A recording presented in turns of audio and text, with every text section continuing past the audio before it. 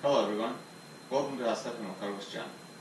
Today's video is about how to replace the Valve Cover Gasket on this 2003 Mini Cooper equipped with a 1.6 liter engine. If you watch our last video, Brandon replaced the spark plugs and the spark plug wires on the same car.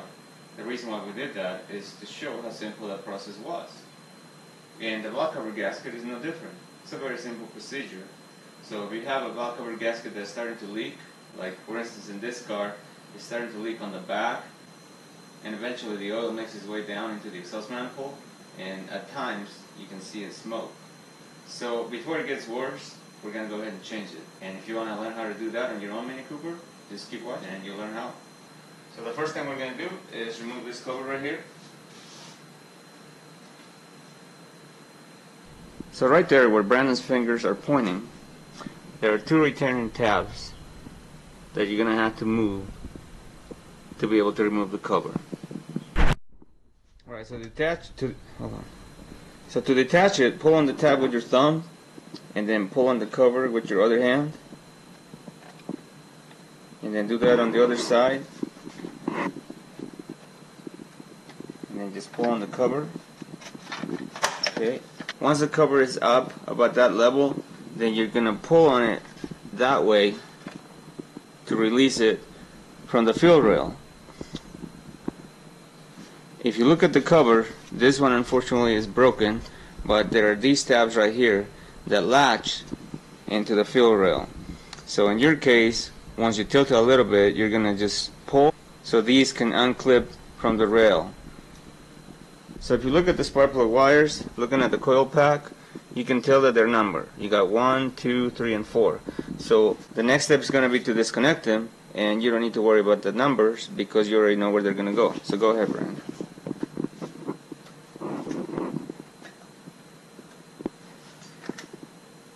Once all the spark plug boots have been disconnected from the spark plugs, next step is to disconnect the electrical connector right there from the coil pack.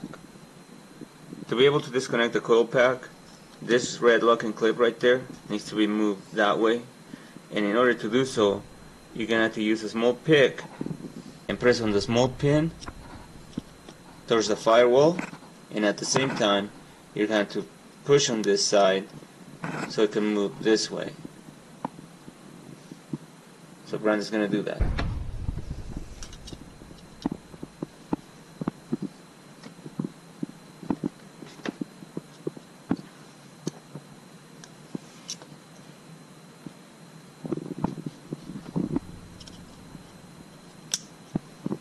Alright, just like that.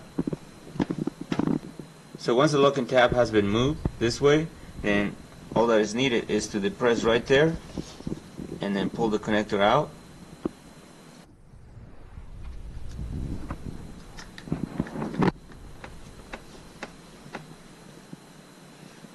What Brandon's going to do, he's going to remove the coil pack. You don't need to. You can just remove the spark plug wires if you want. But we're just going to take it off, make more room.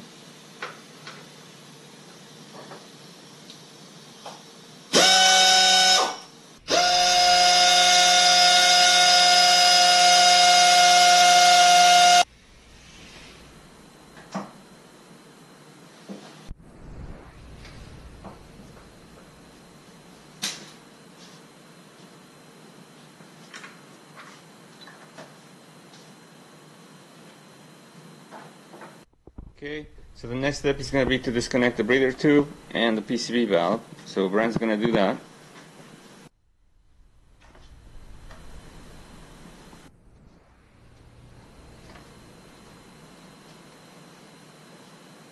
So we have our coil pack off, PCV valve disconnected, breather hose disconnected, and we're getting ready to loosen all the bolts to fasten the valve cover to the cylinder head.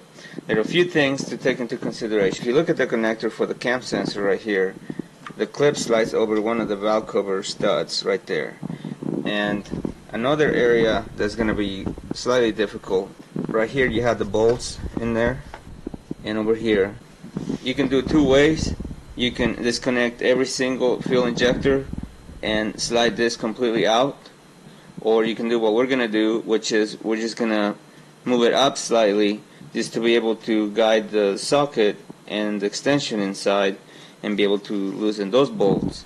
So we're still going to have to pry on this tabs right there and lift on both sides, but just slightly, just enough to make room, like I just said.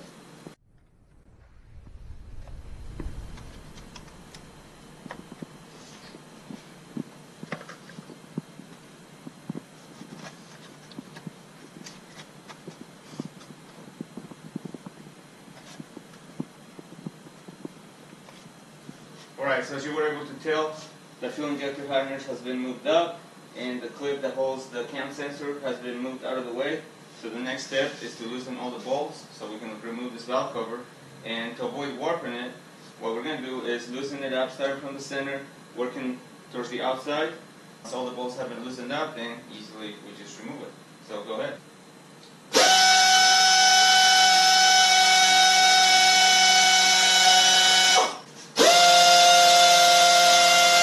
So once all the bolts have been loosened up, then the next step obviously is to remove the valve cover. So go ahead, Brian.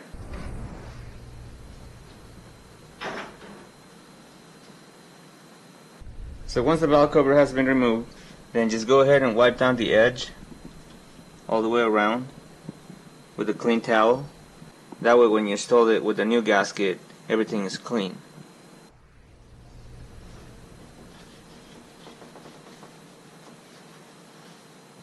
Next step, go ahead and set your valve cover upside down on a clean surface and remove the valve cover gasket.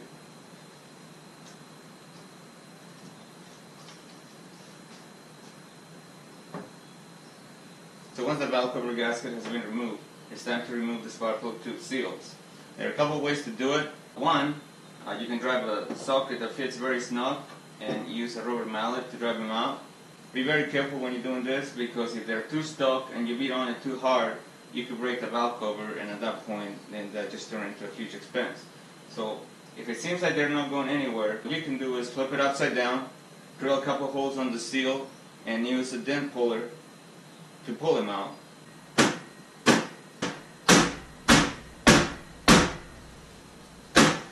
Alright, Brandon, so stop for a second.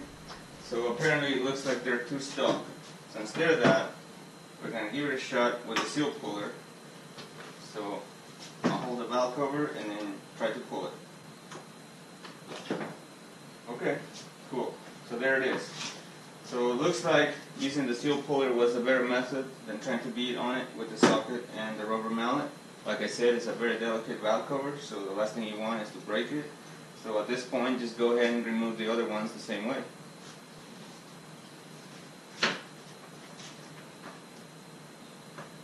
Okay, so once all the seals have been removed, the next step is to clean the cavities where the new seals are going to go on. So go ahead, Brandon, clean it.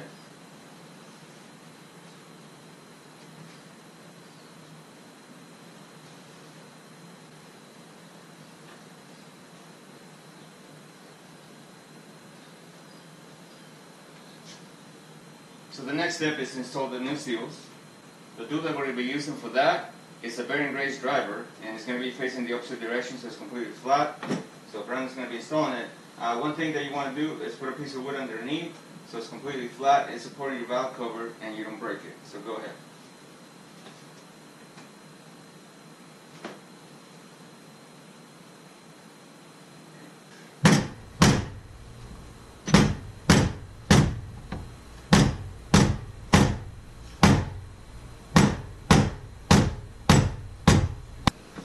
Okay, so the seal is installed all the way in, and now it's just a matter of repeating the same steps for all the other three.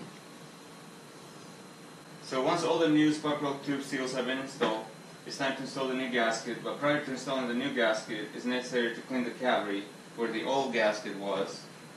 That way it's going to stay on. So go ahead, Brandon, and clean it.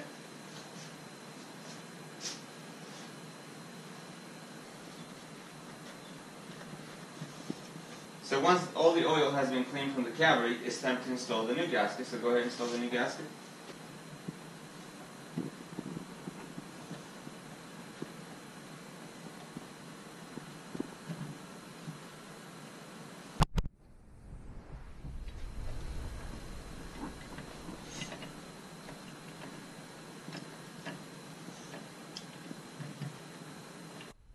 Okay, so the gasket is fully installed and it's time to install the valve cover back on the engine.